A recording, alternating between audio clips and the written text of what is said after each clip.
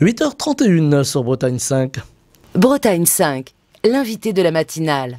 Et notre invité politique de la matinale ce mardi est Quentin Lefebvre. Il est responsable adjoint des Jeunes Républicains d'Ille-et-Vilaine. Il est venu jusqu'à nous dans les studios de Bretagne 5 matin. Je l'en remercie. Bonjour. Bonjour, merci à vous de m'avoir invité. Alors on va parler d'usage de politique et évidemment en ce moment la droite, en tout cas LR, les Républicains, eh bien a vécu une séquence électorale. Ce sera donc l'un des deux, Bruno Retailleau ou Éric Ciotti, qui sera élu président de LR dimanche, puisqu'il y aura un deuxième tour. Je ne vais pas forcément vous dire pour qui vous allez voter, mais est-ce que ce sont deux visions de la droite très différentes ou est-ce qu'il y a quand même des convergences?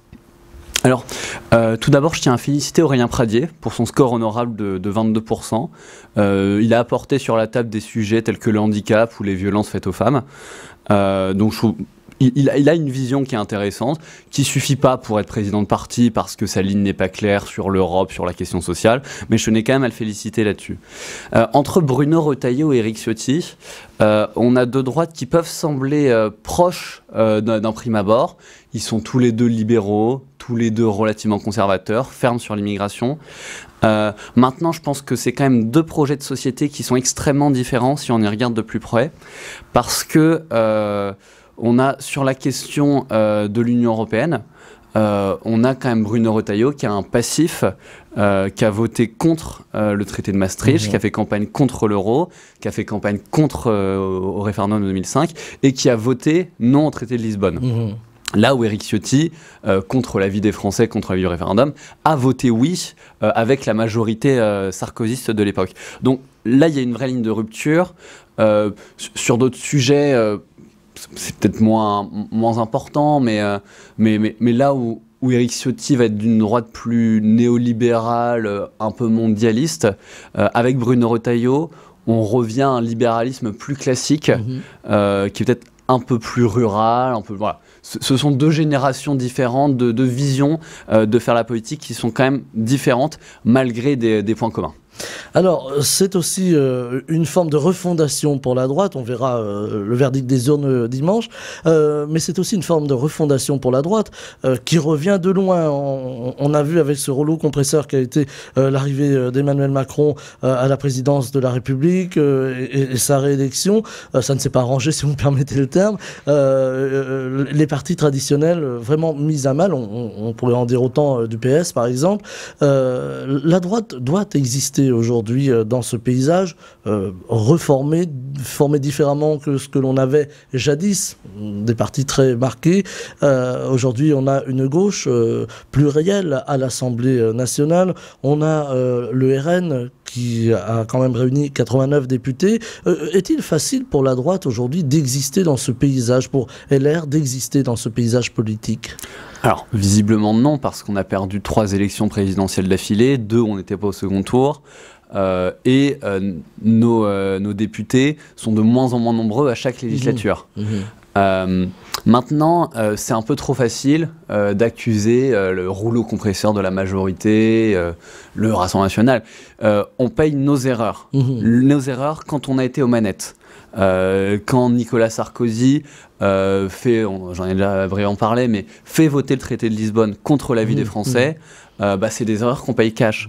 Quand il va supprimer des effectifs de police, notamment la police de proximité, et qu'il ne fait donc rien pour contrôler l'immigration et l'insécurité, c'est des erreurs qu'on paye cash.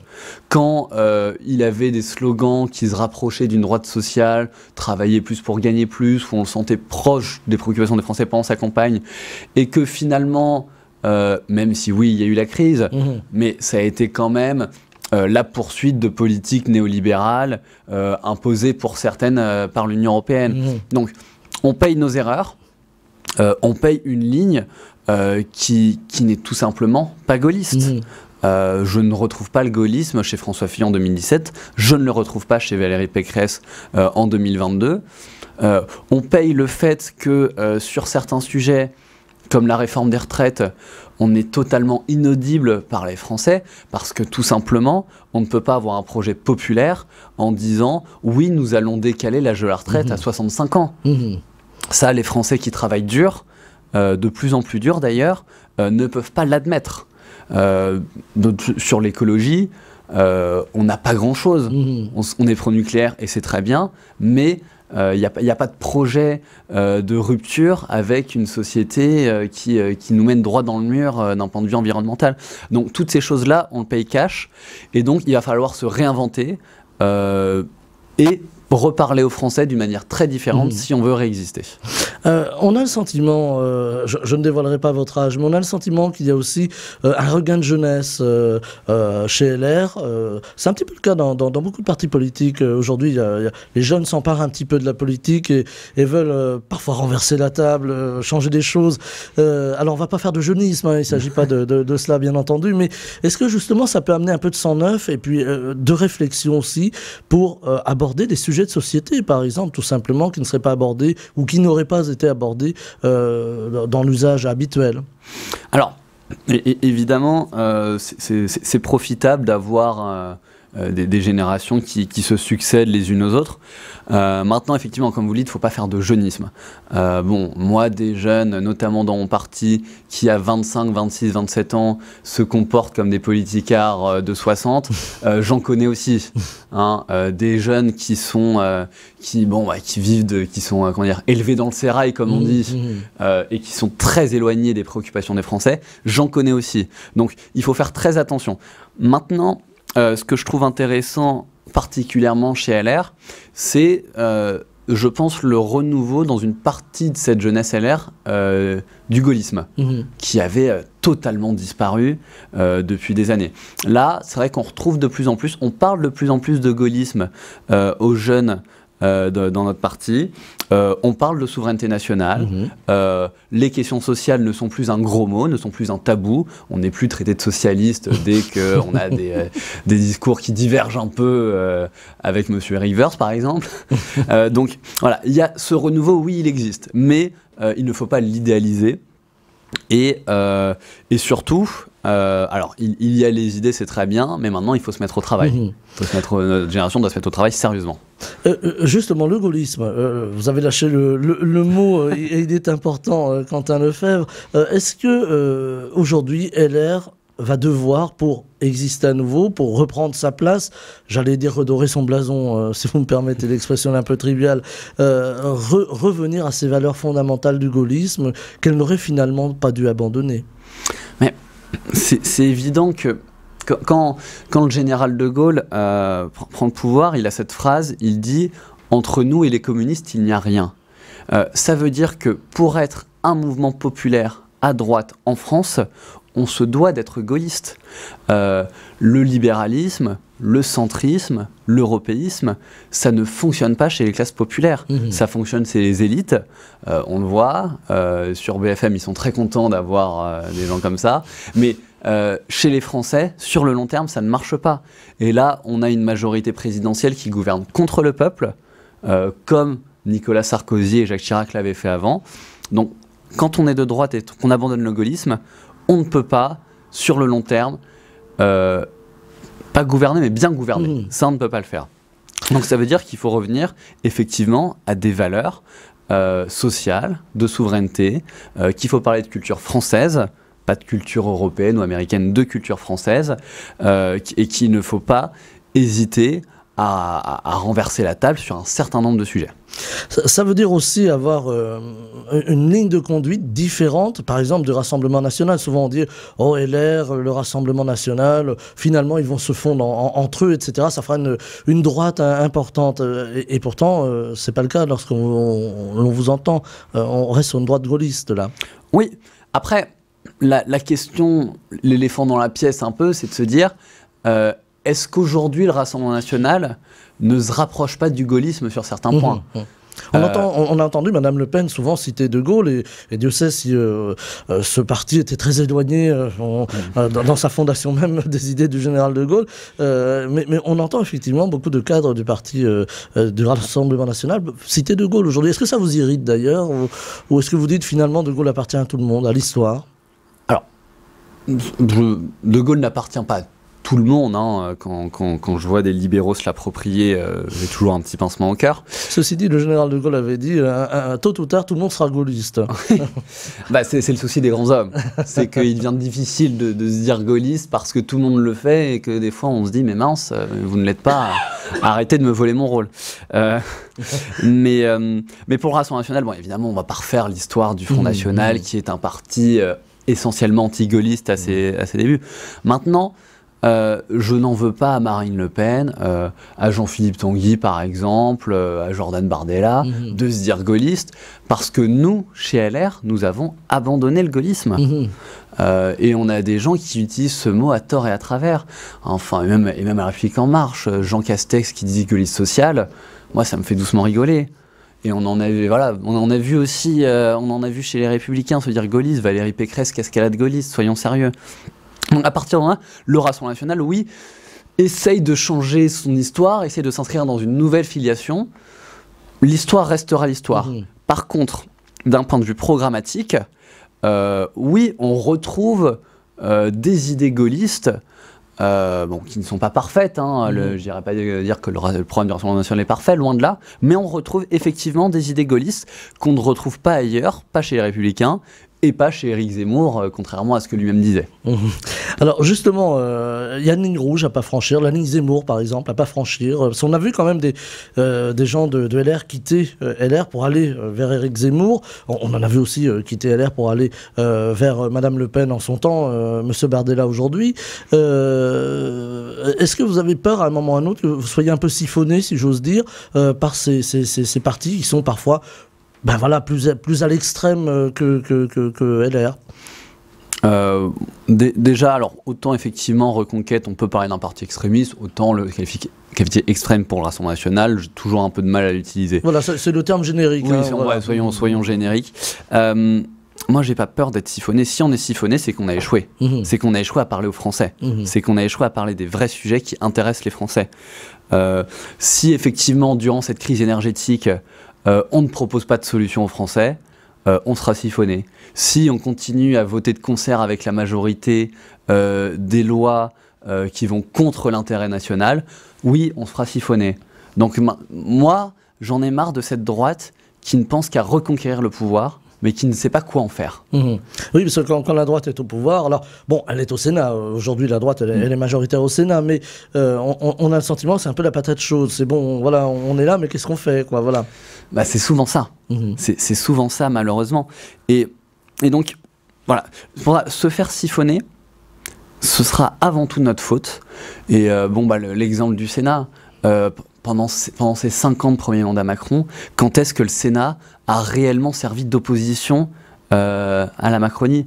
Jamais, parce qu'au final, dans la majorité de droite au Sénat, il y a énormément de centristes, il y a énormément de LR qui sont en réalité proches du centrisme, et donc les gaullistes au Sénat, il faut avoir de sacrées jumelles pour les trouver. Donc évidemment, avoir le Sénat ne suffira pas, et notre groupe à l'Assemblée nationale ne suffira pas pour peser si jamais tous les députés qu'on a ne font pas un inventaire de ce qu'a été la droite pour se dire voilà telle position qu'on doit avoir, on doit être une opposition franche à Emmanuel Macron et ne plus être un marchepied de la majorité. Voilà, le fameux en même temps qui pourrait plaire d'ailleurs au président de la République, ce fameux en même temps. Est-ce qu'à un moment ou à un autre, après ces élections, que ce soit M. Retailleau, M. Ciotti, il va falloir faire un inventaire, reposer les grandes fondations de LR, de la droite, là aussi peut-être revenir à ces grandes idées gaullistes, gaulliennes, allais-je presque dire. Est-ce que ça va être nécessaire, sous peine de voir disparaître ou s'étioler le parti? Ah mais de toute façon, la question de la disparition du parti, elle se pose de façon très sérieuse.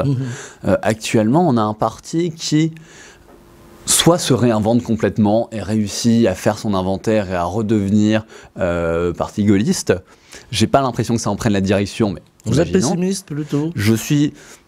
Quand on a un second tour entre Bruno Retailleau et Éric Ciotti et qu'on est gaulliste, ça mène pas forcément vers l'optimisme. Soit on se fond dans une majorité présidentielle et on devient un marchepied de la majorité. Dans ce cas, ce sera sans moi. Soit il y a des alliances avec le Rassemblement national, mais ça ne semble pas. être la volonté de la plupart de nos adhérents, ou soit tout simplement, ce qui est le scénario le plus probable, on va continuer à perdre les élections de plus en plus, conserver une région par-ci par-là, une municipalité par-ci par-là, et devenir le parti radical de gauche ou l'UDI, mais un peu plus à droite. Ça, c'est un destin qui est très possible, un parti de notables, de cadres, si on ne se réinvente pas ou si on ne fait pas d'alliance. Moi, je suis pour qu'on se réinvente. On a les armes pour le faire. On a des gens qui pensent, comme Julien Aubert, avec Oser la France, qui savent ce que c'est le gaullisme, qui savent mettre les idées gaulliennes sur la table, qui savent parler d'écologie, qui savent parler de pouvoir d'achat, qui savent parler d'énergie, qui savent parler de souveraineté. Maintenant, il faut le faire pour de vrai et dans les actes et pas seulement dans les mots. Parce qu'Éric Ciotti parle de souveraineté parfois, je ne suis pas sûr qu'il sache ce que ça veut vraiment dire. Voilà, on a eu beaucoup de paroles finalement. Si je vous entends bien, Quentin Lefebvre, on a eu beaucoup de paroles, mais les actes n'ont pas suivi. C'est un petit peu ce que reprochent les Français, d'ailleurs, pas seulement à LR, mais à tous les partis politiques, on le voit, y compris à la majorité présidentielle aujourd'hui, bien que le président ait été élu, mais avec une majorité relative. Est-ce qu'aujourd'hui les gens, alors quand je dis les gens, qu'ils soient des villes ou des campagnes, on l'entend beaucoup dans nos campagnes, en ont finalement marre de la politique, parce qu'on va voir qui sont députés, qui sont conseillers départementaux, mais on a l'impression qu'il y a beaucoup de discours, mais que c'est très éloigné du terrain. Alors, il ne s'agit pas de juger en bloc, on est bien d'accord, mais que c'est très éloigné du terrain, et la droite a sans doute pâti de ce phénomène également. Alors, la droite en pâtit évidemment, mais ce phénomène de désintérêt, non pas de la politique, mais de désintérêt pour les urnes, il s'explique de façon totalement rationnelle. D'abord, on a une classe politique qui, dans sa majorité, en plus d'être malhonnête et incompétente, ça c'est Emmanuel Todd qui le dit, on a des élites qui sont bêtes. Bon. Ça ne pousse pas les Français à voter. On a une partie de la classe médiatique qui informe très mal. Je vais prendre un exemple tout simple, mais quand on a, durant toute la campagne du premier tour, tous les médias mainstream qui disent Marine Le Pen s'est adoucie, elle fait une bonne campagne, le parti a changé. Et dès qu'on arrive dans l'entre-deux-tours, c'est le fascisme, c'est les heures les plus sombres, bah, les Français, ça leur plaît pas. Donc soit ils vont utiliser des canaux de réinformation, notamment sur Internet, avec les avantages et les inconvénients que ça. Le danger des fake news. Le danger des fake news, du complotisme, ou soit ils vont se désintéresser des urnes. Et le troisième facteur, qui est peut-être pour moi le plus important, c'est que le vote ne vaut presque plus rien. Parce que pourquoi voter pour les élections présidentielles et législatives quand toutes les décisions sont prises à Bruxelles ? Pourquoi voter aux élections européennes quand la délégation française, notamment de LR, qui est un parti issu du gaullisme, va siéger au PPE, parti ouvertement fédéraliste, avec les Allemands de la CDU. Pourquoi voter au départemental et régional, avec ce millefeuille territorial qui fait que les Français ne comprennent rien? Pourquoi voter au municipal quand c'est les intercos, les grandes métropoles qui ont les choix politiques? Donc le vote des Français ne vaut plus grand-chose, et donc se réfugier dans l'abstention, c'est quelque chose de rationnel. Et je comprends les Français, je le déplore, mais je comprends totalement les Français qui se réfugient dans l'abstention. Le général de Gaulle, on l'avait appelé Monsieur Référendum, il aimait bien faire des référendums. D'ailleurs, il est parti sur un référendum en 1969 en disant, voilà, si je ne suis pas, si on ne suit pas mes idées, si je suis battu, je m'en vais. Il est parti. Aujourd'hui, on ne prend pas assez l'outil du référendum au sérieux sur de grandes questions politiques, sur de grandes questions sociétales, sur de grandes questions qui impliquent aussi l'avenir des Français. On parle d'énergie, pourquoi pas un référendum sur comment aujourd'hui avoir une idée à long terme de l'aménagement énergétique de la France, qu'il soit d'ailleurs nucléaire ou pas. Est-ce que aujourd'hui le référendum peut être aussi un outil démocratique et qu'on pourrait peut-être l'utiliser un peu plus? Alors le référendum est effectivement l'outil démocratique par excellence pour trancher des grandes questions de société. Voilà, on est bien d'accord, effectivement. Encore faut-il qu'il soit respecté. Ça, c'est toujours le péché originel. S'il y a un vote, il faut quand même en tenir compte. On revient à 2005, effectivement. Mais oui, pour moi, un président qui adopte une posture gaulliste se doit de convoquer le référendum. Et se doit d'y réfléchir sérieusement. Quand Emmanuel Macron, pendant la campagne d'entre-deux tours, a évoqué le référendum sur les retraites, tout le monde a rigolé. Tout le monde savait que c'était du pipeau. Donc voilà, c'est pas Emmanuel Macron qui va convoquer un référendum, sauf s'il est sûr de le gagner, comme sur l'écologie, quelque chose pour dire que l'écologie c'est important quand même. Bon, on fait pas un référendum sur ça sérieusement. Malheureusement, on a des politiques qui ont peur du référendum parce qu'ils gouvernent contre le peuple depuis des décennies. Ils ont peur de perdre le pouvoir finalement. Après, le problème, c'est que bon, Jacques Chirac a perdu, il a quand même pas quitté le pouvoir. Bon, donc est-ce qu'ils ont fait ça? Mais oui, ils ont. En tout cas, ils savent que leur idéologie n'est plus majoritaire dans le pays et que s'il y a un référendum, ils vont le perdre sur un sujet qui est important, sur un sujet de rupture. Et donc, comme le référendum est obligatoire, ils ne le convoquent pas. Et c'est vraiment dommage pour notre démocratie. On parlait du gaullisme, de ce retour en grâce du gaullisme, avec les jeunes générations, là encore point de jeunisme, le général de Gaulle est mort il y a plus de 50 ans maintenant, mais justement, est-ce que c'est peut-être la bouée, pardonnez-moi du terme, mais la bouée de sauvetage de LR, revenir à des fondamentaux gaullistes avec une jeune génération qui ne pense forcément pas comme les aînés, là encore sans faire de jeunisme? La bouée de sauvetage, le terme de sauvetage est effectivement adapté, parce qu'effectivement, si on ne redevient pas réellement gaulliste, donc si on ne remet pas en cause 40 ans de politique, on va disparaître, comme j'ai dit. Donc ça, c'est clair qu'on va disparaître. Comment adapter finalement le gaullisme au XXIe siècle? Je pense que le gaullisme, c'est quand même quelque chose d'intemporel. C'est l'héritier du bonapartisme avant lui. Il y a toute une histoire du bonapartisme et du gaullisme en France. À l'heure des grands empires, les États-Unis, la Chine, la Russie, l'Union européenne. Avec une guerre en plus. Avec une guerre très proche de chez nous. C'est penser une diplomatie originale, une diplomatie qui soit celle de la France et pas celle de l'OTAN. Et donc ça, c'est une question qui est totalement actuelle. C'est la souveraineté énergétique. Les grands choix sur le nucléaire notamment, c'est le général de Gaulle, c'est M. Messmer. Vous avez pensé, le plan Messmer était pensé à 50 ans, exactement. Si mes souvenirs sont bons. Et donc ça, et je pense que les Français veulent qu'on pense à 50 ans. Là, les majorités hollandistes et macronistes ont pensé à leur réélection. Sur la question de l'énergie, ce n'est pas possible.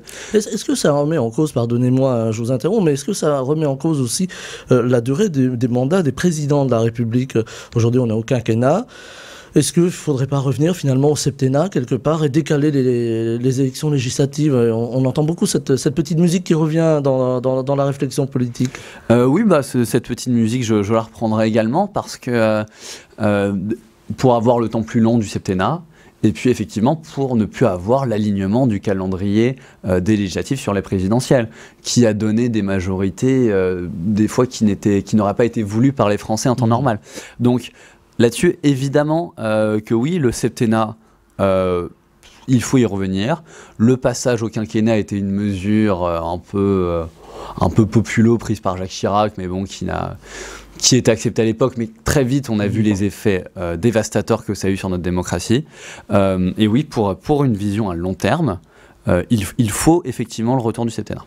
Donc vision à long terme, ça veut dire vision diplomatique, vous le disiez. La France aujourd'hui, elle fait sa diplomatie avec l'Europe. Quoique on a quand même une forme de diplomatie française, ne serait-ce qu'avec le président de la République qui entretient le contact par exemple avec Vladimir Poutine. Ça lui est reproché d'ailleurs. Est-ce que le général de Gaulle aurait décroché son téléphone, aurait dit « Allô Poutine ?» Je pense que le général de Gaulle n'hésitez pas à faire des visites en URSS, dans les pays, dans les républiques populaires. On ne négocie pas avec ses amis, on négocie avec des gens avec qui on s'entend mal. C'est normal. Donc là-dessus, je ne critiquerai pas la politique du président Macron pour cela. Mais il n'a pas les moyens de la mettre en œuvre. La plupart du temps, Vladimir Poutine lui rionnait en lui disant que de toute façon, la France est dans le commandement intégré de l'OTAN. Il ne fallait pas revenir. Ça a été une erreur de Nicolas Sarkozy. Ah oui, ça a été une erreur. De nous réintégrer dans le commandement. Alors on était dans l'OTAN, il faut bien préciser. Oui, bien sûr. Mais dans le commandement intégré. Oui, ça a été un abandon de souveraineté qui témoigne de l'idéologie atlantiste néoconservatrice de Nicolas Sarkozy.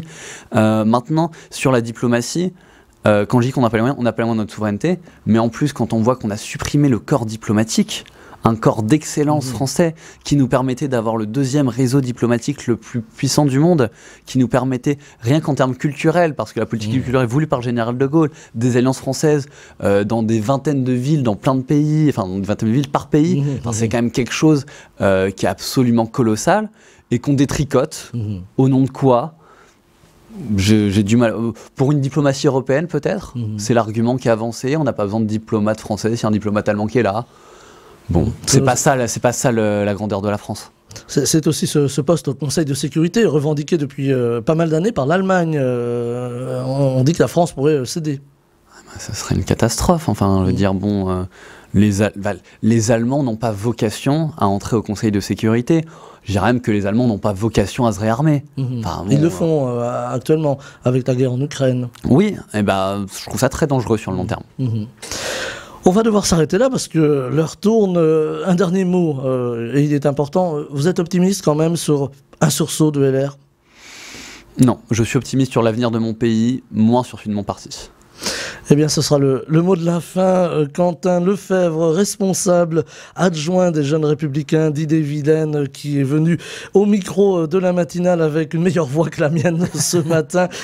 Première radio, vous voyez, ça s'est très bien passé. Hein, voilà. Oui. Et vous reviendrez évidemment. Très vite. On continuera à prendre le pouls de LR, évidemment, comme on le fait régulièrement, surtout les partis politiques et toutes les sensibilités politiques qui se succèdent au micro de la matinale. Merci infiniment d'avoir été avec nous en direct, d'être venu de Rennes. Je vous souhaite une très belle journée. Merci, vous de même. Bretagne 5 matin, Stéphane Hamon.